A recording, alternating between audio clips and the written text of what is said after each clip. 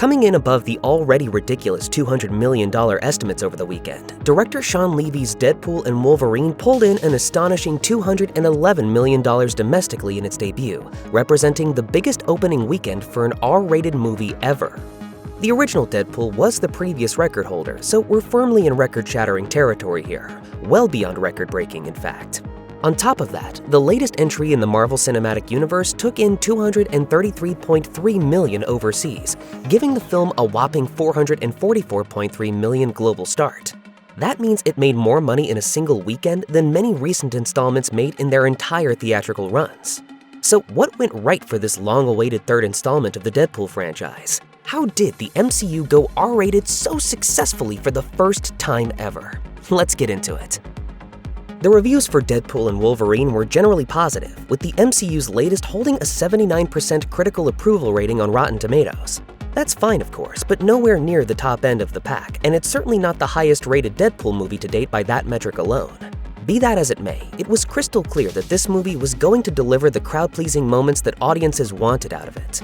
Let's give the people what they came for! As SlashFilm's Chris Evangelista pointed out in his 5 out of 10 review, they want to see Hugh Jackman wearing Wolverine's classic yellow costume. They want Deadpool to break the fourth wall, and they'll get all of that. Even in what was a mixed assessment of the film at best, audiences were assured they were going to get precisely what they were looking for. To that end, it currently holds a 97% audience score on Rotten Tomatoes to go with an A cinema score. This is the very definition of a crowd pleaser. Longtime superhero fans have waited an awfully long time to see a proper team-up between these two characters. The fact that X-Men Origins Wolverine fumbled Deadpool so badly 15 years ago only further fueled the desire to see Deadpool and Wolverine reunite properly. When Hugh Jackman unretired to put the claws back on for the third Deadpool, this movie's box office prospects went up significantly. It was just hard to predict it would be this much. The opening weekend numbers speak volumes about how much general audiences truly wanted to see these two interact with one another. It's Wolverine. You're damn straight it is. Disney brought him back. They're gonna make him do this till he's 90. Notably, Jackman has played Wolverine for well over 2 decades now. Reynolds has been Deadpool for nearly a decade after spending another decade trying to get his first solo movie off the ground. Reynolds and Jackman are also good friends in real life, in addition to being bankable A-list movie stars. This all added up to the perfect storm of must-see blockbuster entertainment. Spider-Man: No Way Home made $1.9 billion worldwide, becoming one of the biggest movies ever at a time where nobody knew if movies could even make that kind of money anymore. It did so by promising to reunite villains and heroes from every era of the Spider-Man franchise in one movie, using the Marvel multiverse as a tool to do so.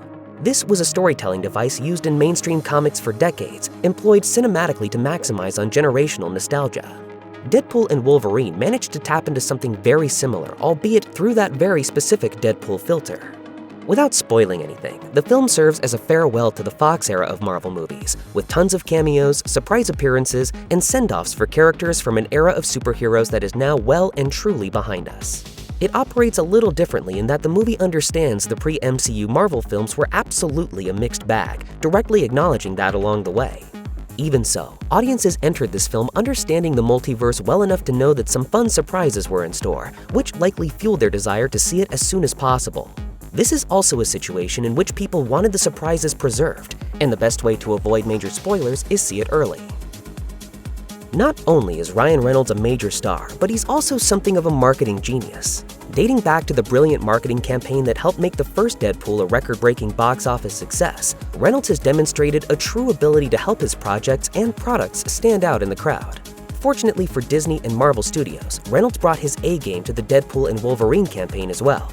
From understanding the appeal of Dogpool to having fun with the leaks that were happening online well before the movie's release, he helped elevate the whole experience for fans. Overall, the marketing campaign was brilliantly executed, and while that obviously extends beyond Reynolds, he certainly had a hand in it. He and Levy even had the wherewithal to change the movie's title from Deadpool and Friend at the last second. Top to bottom, this was a masterclass in marketing a blockbuster to the masses. Not to be missed in the conversation is the fact that Deadpool and Wolverine is the only Marvel Cinematic Universe movie coming our way in 2024. The Marvel Studios slate got shuffled around in 2023 in no small part because the studios allowed the Screen Actors Guild and Writers Guild of America strikes to drag on. The result of this is that only one film from this franchise will hit theaters this year. Audiences have become accustomed to roughly 3 MCU films per year, making 2024 a light year for the MCU, relatively speaking. When you also consider that last year's Ant-Man and the Wasp: Quantumania and the Marvels didn't resonate all that well with general audiences, it's clear that a real appetite had developed for Deadpool and Wolverine. Whether or not Marvel Studios will actually take a cue and slow things down a bit in the future remains to be seen, but there is certainly value in not oversaturating the market.